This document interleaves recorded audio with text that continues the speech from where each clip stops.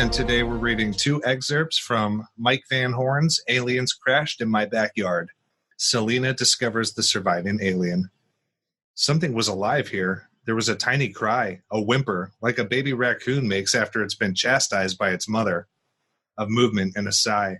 I edged closer. There, hanging from the ceiling, was somebody. Something.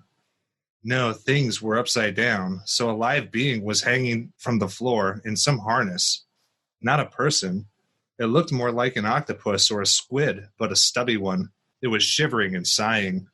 With my flashlight, I lit up the interior of this thing, and there before me was a tableau out of this world. I mean, literally. It was a live being, but not a human being, nor animal. I'm sure it wasn't an escapee from any zoo on Earth. I had stumbled into a crashed flying saucer, apparently. This being looked to be in bad shape. It was amazing it wasn't dead, but it looked badly injured. A puddle of blood or other bodily fluids grew beneath it. It saw me, too, with those two big eyes opening and closing at the end of quivering stalks. What did it think of me? That I was there to do it in? What should I think of it? Was it going to attack me the first chance it got? Hanging there upside down like a truncated octopus, it didn't look particularly threatening. It took me a minute to sort out what was live being and what was the instrument or uniform. I noted a breathing orifice at the base of what looked like a neck. Its skin was mottled gray, dark with lighter gray splotches. Skin looked loose and saggy, like a puppy about to grow. It opened an eye, looked at me, then a second eye on a stalk. They were truly like the eyes of an octopus. The eyes regarded me solemnly, with terror, with malevolence. How the hell would I know? When I think back on the event, what I did was incredibly foolhardy. Outside of this thing's conscious intentions, who knows what kind of disease I could have caught from it or unleashed on humanity. But I didn't even think of all that. Here I was, in the presence of a being not from Earth, which had arrived via some kind of vessel, apparently a spaceship. It was hurt. It needed my help. So there I was, going through every cliche of old science fiction movies, gesturing friendship. I'm a friend. Peace. I mean you no harm. Since it probably didn't speak English, I spoke slowly and loudly, as if it were a foreigner. I am a friend. Peace. I mean you no harm. I waved and pointed, but what do gestures mean? I might as well have flipped at the finger. It twittered in response, an incredibly sad song, a bit like a mourning dove. The sound broke my heart.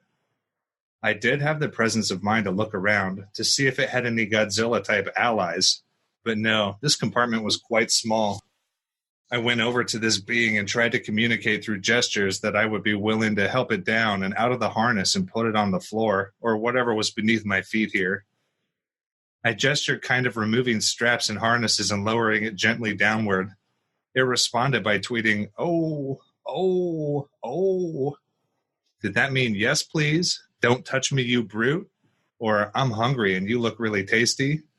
When I had finally released it from all the straps, the alien fell on me. It was as heavy as a dead pony. The poor creature looked up at me, raised two stubby tentacles, waved them in an intricate pattern, and crooned in a way that looked just like the pattern it was signing, if you can understand that. It was lying there and gestured to me to turn it right side up, which I did. More crooning and waving. The alien said words to me, which naturally I could not understand. But they were recognizable as words, not moans or croons. I looked at it blankly. It picked up instantly that I didn't understand, and reverted to croons and gestures. English and French, baby. That's all I understand. I'm weak on Martian. I looked around. The enormity of what was happening hit me. My knees buckled. Here I was communicating with an alien being, an entity from a different planet, maybe a different solar system, most likely, crashed. At my mercy, hopefully. No canteen, but I had my cell phone. Should I call NASA? The tabloids? The sheriff? The government? My lawyer? My publicist? Holy shit, I could be famous. Or eaten. Or else I could be the person who brought the plague to Earth. I looked at this poor thing huddled on the floor at my feet, whimpering for water. I could flick at the sweat off my brow. Snatches of sci-fi movies flashed through my mind. Government scientists carving up aliens to learn the secrets of their metabolism. In the end, the aliens were always killed. They were either hostile or misunderstood. Then there was the genre of alien abductions. People were snatched off the face of the earth by flying saucers, weird sexual experiments took place, and then they were returned to Earth to tell an unbelieving reporter from Newsweek. Well, this one had apparently flown in too low and kaboom. So sexual experiments were out of the question for the time being. But what should I do? What should I do right now? If you wanted to inform the U.S. government or United Nations that an alien had crashed on your property, who should you call? INS?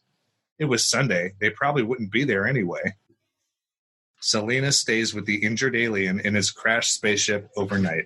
I lay there in the dark, talking to her. I asked her questions. Where are you from? Why did you come here? What happened? What was your life like? How old are you? I got no response, of course. Wasn't sure she was still alive. I told her my entire life story. I confessed many things that I'd never revealed to anyone else, including myself. How I was strong and self-assured on the outside, but inside, not so much. How I'd come to the road less traveled, but had stayed on the freeway. How I had dumped the only guy I'd ever truly loved because of my stupid music career and all my tours.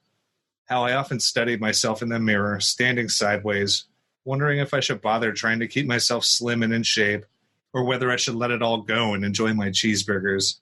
How I knew I could never go for Clay, even though I knew he had a big crush on me, and he'd be a damn good catch for an aging chick like me. How I'd never even tried to publish the songs that were most important to me because I didn't think they were marketable, and instead churned out all these maudlin ballads, which of course made me a shitload of money and allowed me to buy my dream property here on the coast, psychically as far from La La Land as possible, but which left me with this empty hole near the core of my being. I began to hum this one melody I'd written years before and had never performed in public. It was my internal anthem, the music for my secret self. My alien companion, lying in the dark, covered by a horse blanket, in a tiny, squeaky voice, hummed along with me.